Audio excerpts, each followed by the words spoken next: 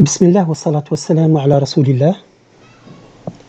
Le cours qu'on va voir aujourd'hui s'intitule Les fractures bimalléolaires. Cours pour les étudiants du 5e année médecine. Il vous sera présenté par Dr Maqri, maître assistant à l'UHU d'Oran.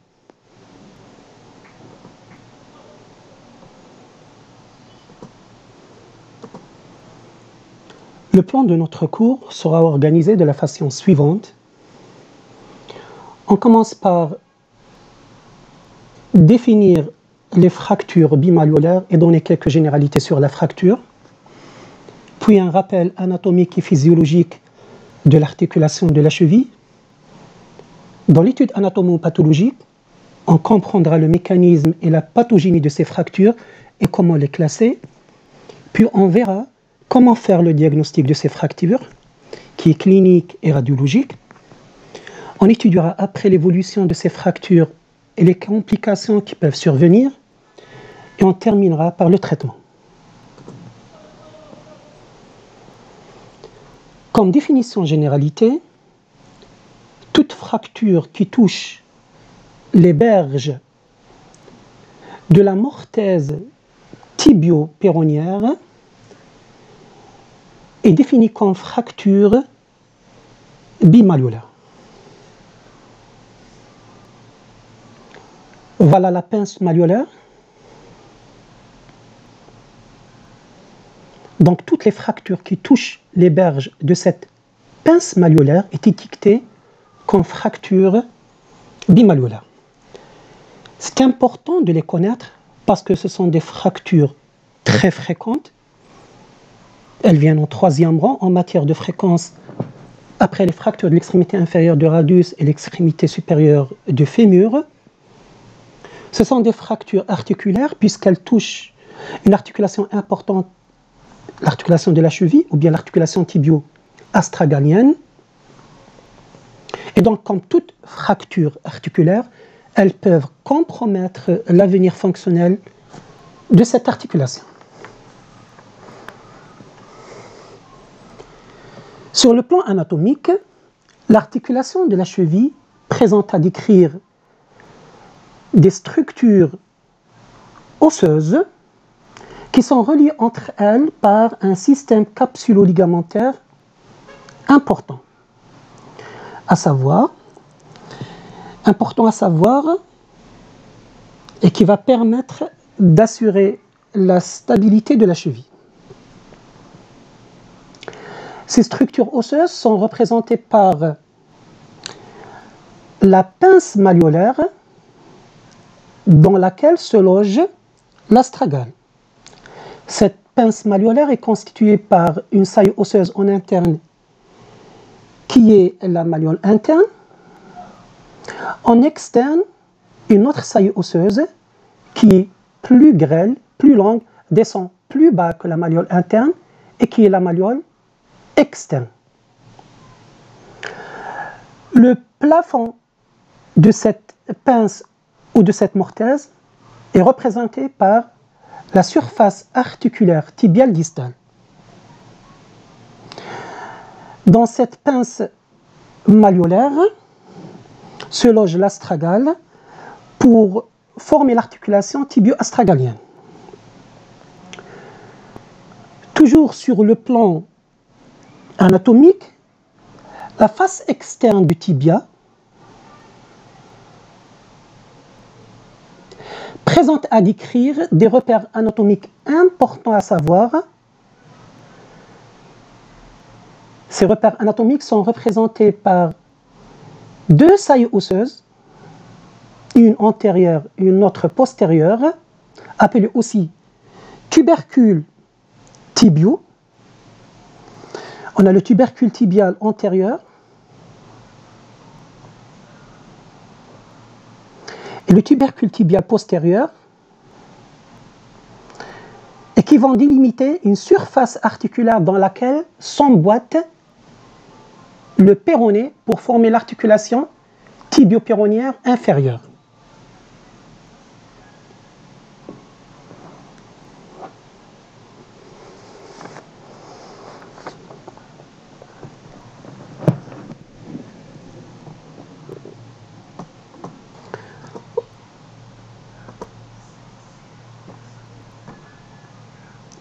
Voilà sur une radiographie de face comment reconnaître les tubercules tibiaux.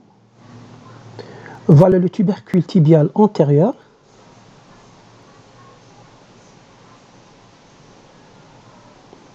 Et voilà le relief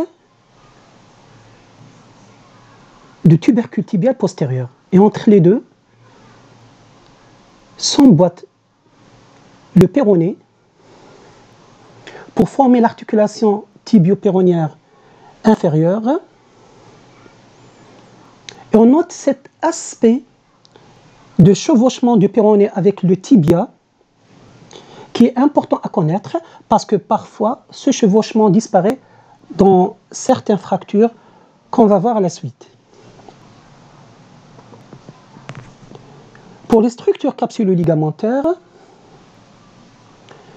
ce sont aussi des structures anatomiques importantes à connaître et qui vont assurer la stabilité de la cheville. On note deux types de ligaments. On a les ligaments latéraux, à savoir en interne, le ligament latéral interne avec ses trois faisceaux. En externe, la même chose, le ligament latéral externe avec ses trois faisceaux aussi. Et on a un autre type de ligament, c'est les ligaments de la syndesmose. Les ligaments de la syndesmose représentent un complexe ligamentaire qui va assurer la stabilité entre le tibia et le péroné et le représenter, ce système capsulo-ligamentaire, par le ligament tibio-fibulaire antéro-inférieur qui s'insère du tubercule tibial antérieur vers le péroné. En arrière, le ligament tibio-fibulaire postéro-inférieur entre le tubercule postérieur et le péroné, et la malléole, ou bien la membrane interosseuse. Ce complexe ligamentaire de la syndesmose va permettre au péroné, ou bien va permettre l'union entre le tibia et le péroné. Voilà une autre image qui montre les éléments de la syndesmose. Voilà le ligament tibio-fibulaire antéro-inférieur qui s'insère du tubercule tibial antérieur vers le péroné et le ligament tibio-fibulaire postéro-inférieur du tubercule postérieur vers le péroné ainsi que la membrane interosseuse.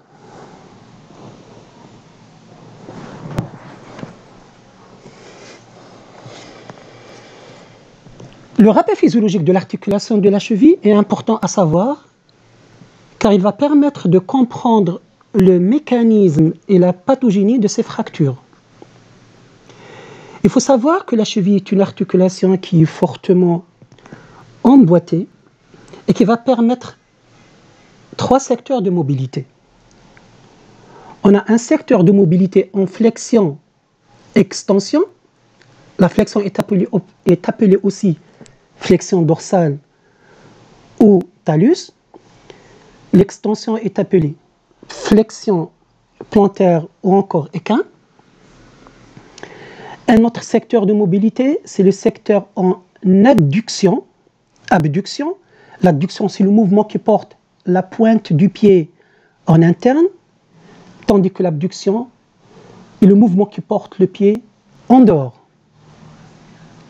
Et un troisième secteur de mobilité qui est le secteur de pronosupination. La supination, c'est le mouvement qui porte la plante du pied en dedans, tandis que la pronation est le mouvement qui la porte en dehors. Mais il faut savoir que les différentes articulations de la cheville, à savoir l'articulation tibio-astragalienne, la sous-astragalienne et la médio-tarsienne, travaillent en synergie et que ces mouvements ne sont jamais seuls, mais se font d'une façon combinée. Et on aura deux mouvements combinés, et la combinaison de ces mouvements vont donner deux mouvements. Le mouvement d'inversion, c'est le mouvement qui porte le pied en extension, ou bien en flexion plantaire, en adduction et en supination. Et le mouvement d'éversion, qui va porter le pied en flexion, abduction et en pronation.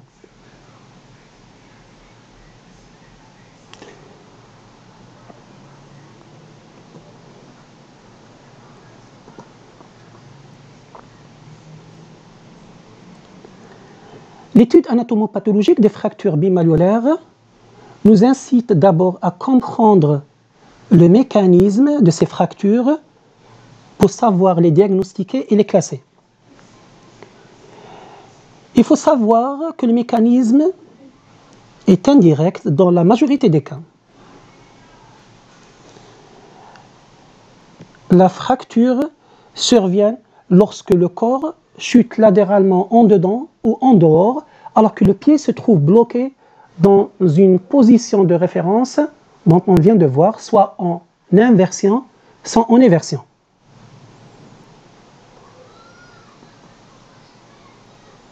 Dans ce mécanisme indirect, donc, trois situations se présentent.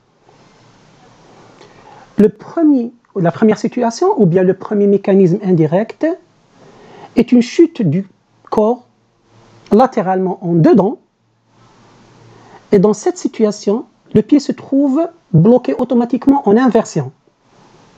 L'inversion, c'est-à-dire en extension, adduction,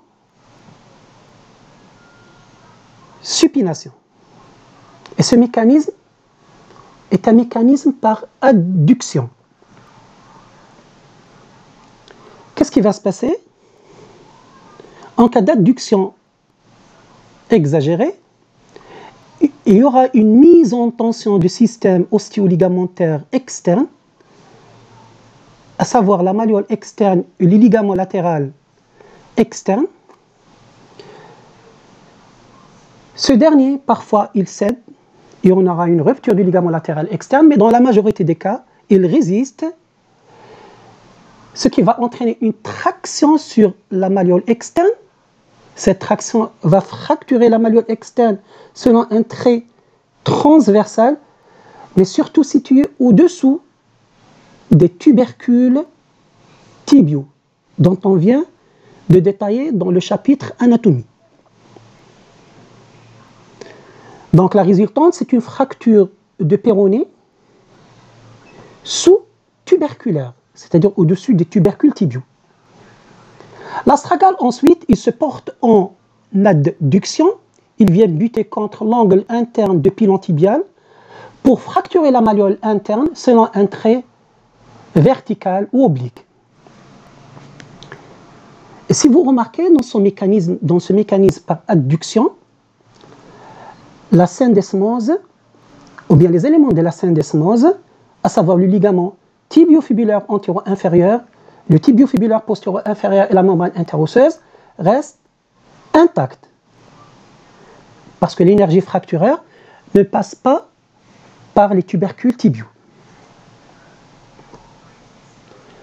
La deuxième situation, ou le deuxième mécanisme indirect, est que le corps chute en dehors, latéralement en dehors, alors que le pied se trouve bloqué dans cette position en éversion. L'éversion, c'est-à-dire que le pied se trouve bloqué en flexion, en abduction et en pronation. Dans ce mécanisme en abduction, il y aura une mise en tension du système osteo-ligamentaire interne, c'est-à-dire de la malléole interne et du ligament latéral interne. Parfois, le ligament latéral interne cède, ne résiste plus, il y aura une rupture du ligament latéral interne, mais dans la majorité des cas, le ligament latéral interne, il résiste, et on assiste à une fracture de la malléole interne selon un trait transversale. L'astragale porté en abduction vient buter contre l'angle externe du pilon tibial, mais dans ce cas, il rompt les éléments de la syndesmose, c'est-à-dire le ligament latéral, ou bien, pardon, le ligament tibiofibulaire antéro-inférieur et le ligament tibiofibulaire postéro-inférieur, ainsi que la membrane interosseuse. L'énergie fracturaire va se poursuivre au niveau de la membrane interosseuse qu'elle va déchirer. Elle s'épuise peu à peu pour aller fracturer le péroné à un niveau variable au-dessus des tubercules tibiaux. Et donc, en résumé, dans le mécanisme par abduction, on a une fracture transversale de la malléole interne, une fracture haut située sur les tubercules, une fracture sus-tuberculaire haute, avec une section des éléments de la syndesmose.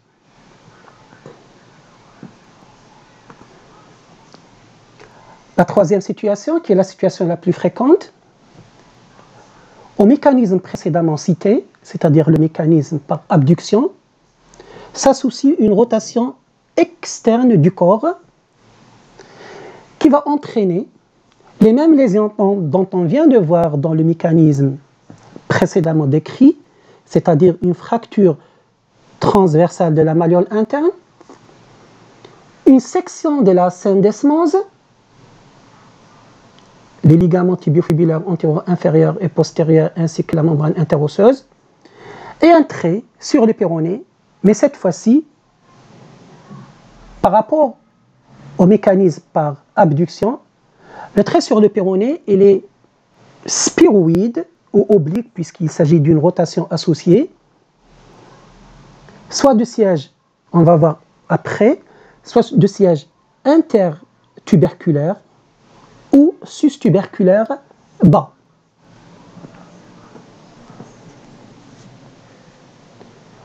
En ce qui concerne les classifications de ces fractures bimalléolaires, plusieurs classifications ont été proposées. On peut citer la classification de Weber, qui classe les fractures en fonction de siège de trait de fracture sur le péroné par rapport au ligament de la syndesmose. Alors, on obtient trois types.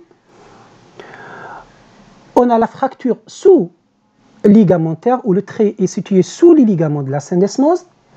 La fracture interligamentaire, le trait entre les deux ligaments.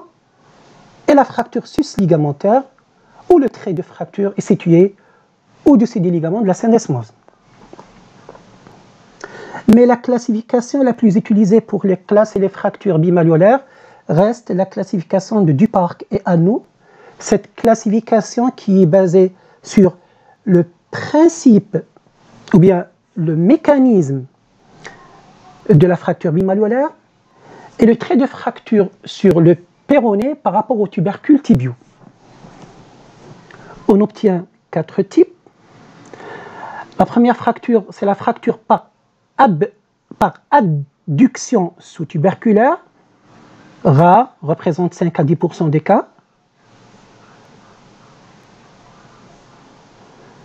Donc ici, le mécanisme, c'est une adduction. La fracture sur le péroné est située au-dessous des tubercules, tandis que la fracture sur la malléole interne se fait selon un trait vertical ou oblique. La deuxième fracture, c'est les fractures bimalléolaires par abduction sus-tuberculaire haute. C'est comme ça qu'on la classe. Fracture bimalléolaire par abduction sus-tuberculaire haute. Donc toujours, on a le mécanisme et le trait de fracture de péroné par rapport au tubercule. C'est une fracture qui représente à peu près 20% des cas. On a une fracture de la malléole interne selon un trait transversal.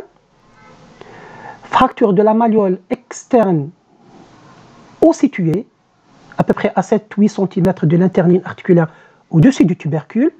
Donc le trait il est sus-tuberculaire haut. Et souvent le trait il est communitif. Et bien sûr, on a une lésion de la syndesmose. Et quand on a une lésion de la syndesmose, comment elle va se manifester sur le plan anatomique ou bien anatomopathologique? On aura une désunion du péroné par rapport au tibia.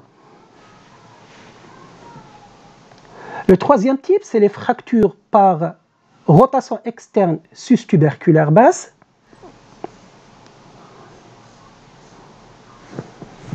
Alors, les fractures bimalléolaires par rotation externe sus-tuberculaire basse, on a une fracture de la malléole interne, une fracture de la malléole externe selon un trait oblique ou spiroïde, sus-tuberculaire, mais bas située par rapport aux fractures rencontrées dans les mécanismes par abduction pure. Et on assiste aussi à une rupture des éléments de la syndesmose. Et le quatrième type, qui est la fracture la plus fréquemment rencontrée dans 50% des cas, est la fracture bimalléolaire par rotation externe intertuberculaire. On a une fracture de la malléole interne associée à une fracture de la malléole externe avec un trait intertuberculaire et une lésion de la syndesmose. Certaines formes anatomopathologiques particulières méritent d'être connues. En commençant par la fracture de Maisonneuve, qui associe une fracture de la malléole interne avec une fracture haut située sur le péroné, sur le col du péroné, avec une lésion étendue de la membrane interosseuse. Ceci explique l'importance et l'utilité de demander, en cas de traumatisme ou de fracture de la cheville, de demander en plus de la radiographie de la cheville, une radiographie de tout le segment jambier et du genou pour diagnostiquer ce type de fracture. Une particularité clinique pour cette fracture, vu que le nerf sciatique poplité externe est en rapport étroit avec le col du péroné, et donc il peut être lésé en cas de fracture de col. Et cette paralysie du sciatique poplité externe ou bien du nerf sciatique poplité externe doit être impérativement recherchée cliniquement. Une deuxième forme anatomopathologique particulière est l'équivalente de fracture bimalléolaire. Alors, c'est une forme qui associe une lésion du ligament latéral interne avec une fracture de la malléole externe. La lésion du ligament latéral interne se traduit par ce bâillement ou bien cet écart anormal qui existe entre la malléole interne et la joue interne de l'astragale.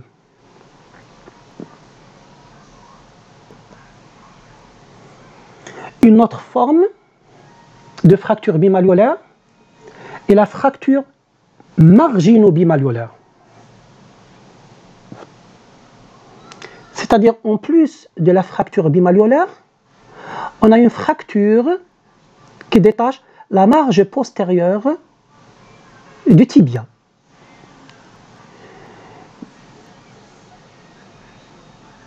Et ceci explique l'importance d'une radiographie de profil de la cheville pour le diagnostic de ce type de fracture. Dans cette forme aussi, on peut rencontrer une luxation tibio-astragalienne. Pour le diagnostic, il est d'abord clinique qui sera confirmé par le bilan radiologique. Ce qu'il faut savoir, c'est que la fracture bimalléolaire représente une urgence. Donc le diagnostic doit être clinique, doit être fait le plus rapidement possible, surtout avant l'installation de l'œdème et des troubles trophiques qui nuit tant à l'examen clinique qu'à la prise en charge thérapeutique. Si le malade est vu tôt, la déformation de la cheville est caractéristique. On a une déformation en coup de hache externe liée à la fracture sur le péroné, une saillie antérieure et interne du tibia avec un raccourcissement du dos de pied et concavité des tendons d'Achille. Maintenant, si le malade est vu tardivement, les troubles trophiques et l'œdème vont s'installer et vont cacher cette déformation. Le bilan radiologique à demander en urgence est une radiographie de la cheville face plus profil, radiographie de tout le segment jambier et du genou face plus profil. Ce bilan radiologique va permettre de confirmer le diagnostic de fracture bimalléolaire et de classer les fractures bimalléolaires.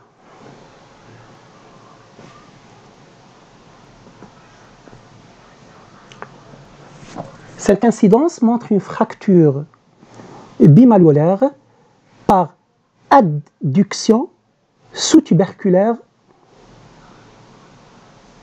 On comprend que le mécanisme est une adduction. La fracture sur le péroné est située sous les tubercules tibiaux, sans lésion de la syndesmose, avec une fracture de la malléole interne selon un trait vertical. Donc il s'agit d'une fracture bimalléolaire par adduction sous-tuberculaire. Ce cliché montre une fracture bimalléolaire par abduction sus-tuberculaire haute. Donc il s'agit d'un mécanisme par abduction qui va entraîner une fracture de la malléole interne selon un trait transversal, un trait de fracture sur le péroné haut situé, avec une lésion de la syndesmose. On voit une désunion ou bien un diastasis, on parle de diastasis tibio-péronée, par section des éléments de la syndesmose qui stabilisent le péroné avec le tibia.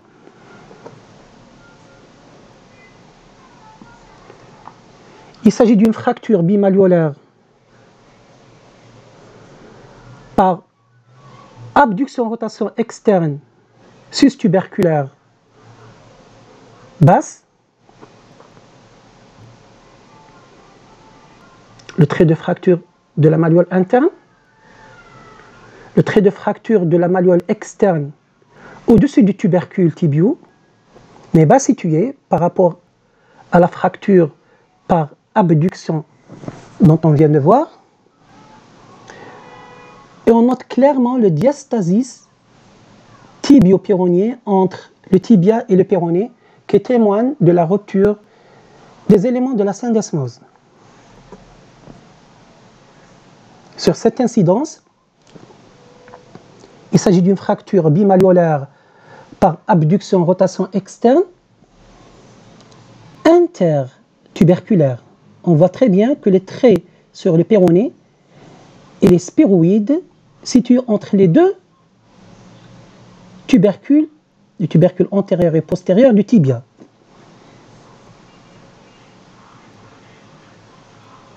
Donc il s'agit d'une fracture bimalléolaire par rotation externe intertuberculaire. La même chose, c'est une fracture bimalléolaire par rotation externe intertuberculaire. On voit que le trait sur le péroné est situé entre les deux tubercules du tibia. Alors sur cette incidence, on a une forme particulière des fractures bimalléolaires est l'équivalent de fracture bimalléolaire. On a une section du ligament latéral interne qui est objectivée radiologiquement par ce bâillement ou bien par cet écart anormal qui existe entre la malléole interne et la joue interne de l'astragale. S'y associe une fracture sur la malléole externe qui est de trait intertuberculaire.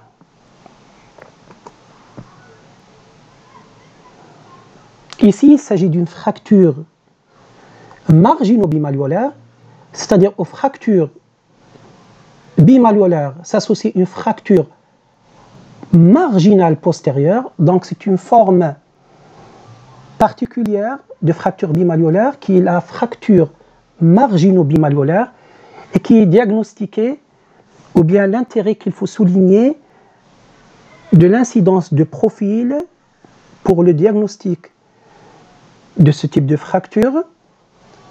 Et on voit clairement sur cette incidence que cette fracture margino-bimalléolaire est associée à une luxation tibio-astragalienne. On voit que l'astragale n'est plus sous la surface articulaire tibiale distale, mais il est déplacé en arrière.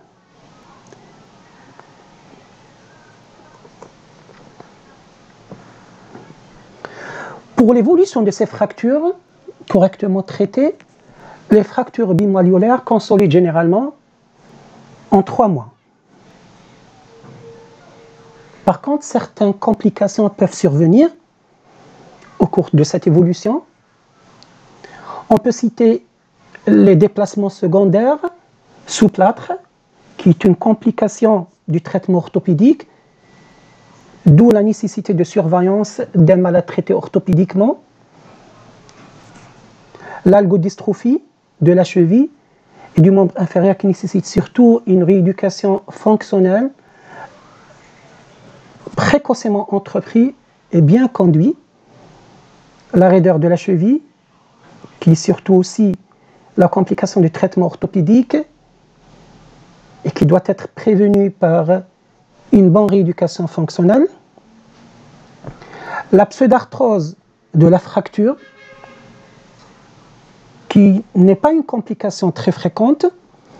La pseudarthrose, c'est la non-consolidation de la fracture au-delà des délais normaux de consolidation, et on parle d'une façon générale de pseudarthrose quand la fracture ne consolide pas au bout de 6 mois.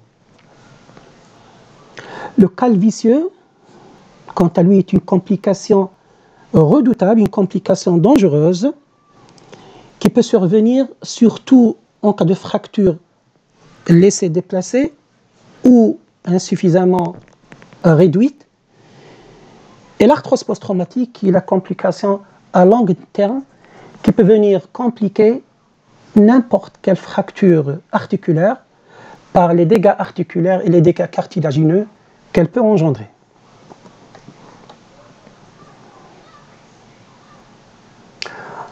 Pour le traitement, le but du traitement d'une fracture bimalléolaire est d'abord la réduction anatomique des surfaces articulaires, puisqu'il s'agit d'une fracture articulaire qui touche l'articulation tibio-astragalienne. Donc le but est la réduction aussi parfaite que possible anatomique des surfaces articulaires. Le deuxième but, une fois la fracture est réduite, est la contention de la fracture par un moyen de contention solide et stable qui va permettre à la suite une rééducation fonctionnelle précoce afin d'avoir une bonne évolution et éviter les complications. Les méthodes dont on dispose sont le traitement orthopédique et le traitement chirurgical. Pour le traitement orthopédique, il se fait en 3 étapes. Premièrement, la réduction de la fracture. Deuxièmement, l'immobilisation plâtrée. Et une fois la fracture est réduite et immobilisée, la 3e étape, c'est la surveillance du malade. La réduction orthopédique des fractures bimalléolaires est une réduction par manœuvre externe, par manœuvre dite d'arrache-botte. Comme on voit sur l'image, comme si on va arracher une botte avec une pression douce et étalée sur les reliefs. Une pression douce et étalée exercée par les doigts sur les reliefs malléolaires afin de réduire les déplacements créés par la fracture. Une fois la fracture réduite, la contention ou l'immobilisation fait appel au plâtre cruropédieux qui doit être parfaitement réalisé. Prenons la cheville à 90 degrés de flexion en laissant libre les orteils et le genou est immobilisé à 15-20 degrés de flexion. Une fois la fracture réduite et immobilisée, il faut réaliser en urgence des clichés de la cheville face plus profil de contrôle. Ces radios de contrôle vont permettre de juger de la qualité de la réduction qui sera jugée sur des critères radiologiques de bonne réduction. Et généralement, on a 4 critères. Le premier critère le plus important est que le péroné retrouve sa longueur, son axe et sa rotation. Le deuxième critère, l'astragale, qui doit être centré dans sa pince malléolaire. Et ce centrage de l'astragale dans sa pince malléolaire est apprécié par ce qu'on appelle le test de Skinner, qui est l'axe anatomique de tibia qu'on trace et qui doit passer par le centre de l'astragale. Un troisième critère est que l'épaisseur de l'internine articulaire tibio-pérono-astragalienne doit être constant. Constant, ça veut dire qu'il n'y a pas de marge d'escalier. Et le dernier critère est de rétablir le chevauchement ou de réduire le diastasie s'il existe entre le tibia et le péroné. La troisième étape du traitement orthopédique est la surveillance du malade.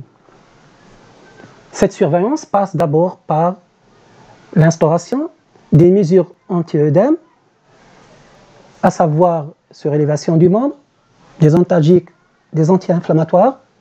Ceci pour lutter contre les troubles trophiques et l'œdème. La mise en place d'une héparinoprophylaxie afin de lutter contre les complications thromboemboliques. Puis surveillance de la fracture avec des radios de contrôle répétées au 7e jour, 14e, 21e jour et au 45e jour, afin de guetter surtout les déplacements secondaires. Le genou sera libéré au 45e jour pour commencer sa rééducation.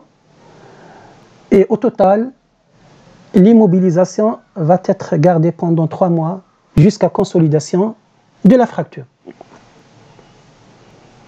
Maintenant, pour le traitement chirurgical, ce qu'il faut savoir, c'est que le traitement chirurgical doit passer d'abord par une réduction et stabilisation première du péroné. Il faut commencer par le péroné, un abord du péroné, réduction de la fracture et stabilisation par une ostéosynthèse. Qu'est-ce que ça veut dire une ostéosynthèse? C'est tout procédé qui va permettre la stabilisation de la fracture, à savoir une plaque vissée, un vissage ou un aubanage. L'aubanage, c'est un cerclage en 8 qui est monté sur 2 broches mises dans le péroné.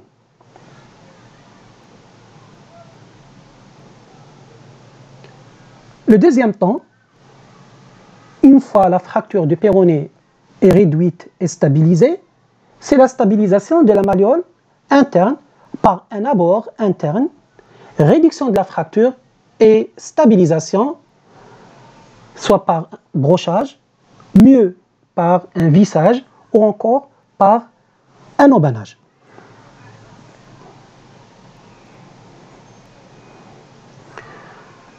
Voilà un exemple de fracture bimalléolaire traitée chirurgicalement, stabilisation du péroné par une plaque vissée et de la malléole interne par vissage.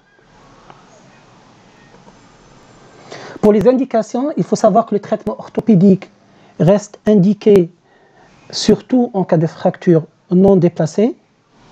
Quant au traitement chirurgical, il reste le plus utilisé, notamment pour les fractures déplacées, les fractures avec lésion de la syndesmodèse ou encore les fractures